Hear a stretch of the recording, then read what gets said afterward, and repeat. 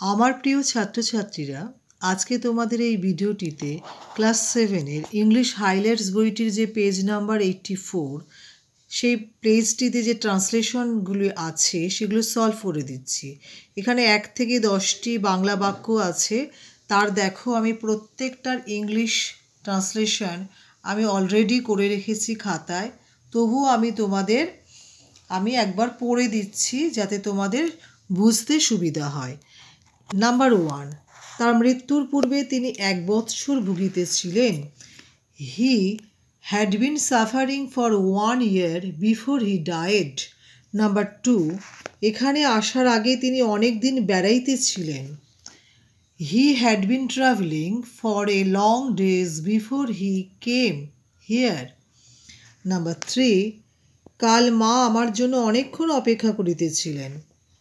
Mother had been waiting for me for a long time yesterday. Number 4, সন্ধ্যাবেলায় সে 2 ঘন্টা অঙ্ক করিতেছিল।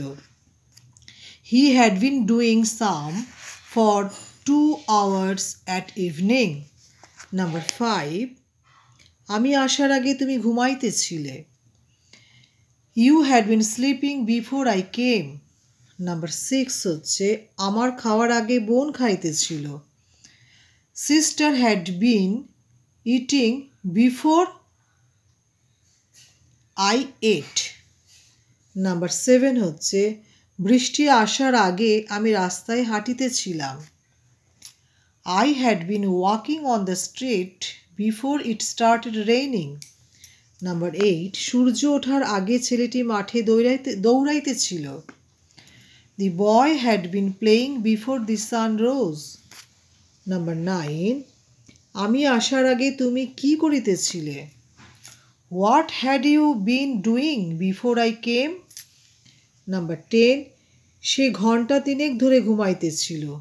He had been sleeping for 3 hours. Thank you for watching this video. যদি ভিডিওটি উপকারে আসে তাহলে লাইক, শেয়ার, কমেন্টস ও সাবস্ক্রাইব করতে প্লিজ ভুলো না।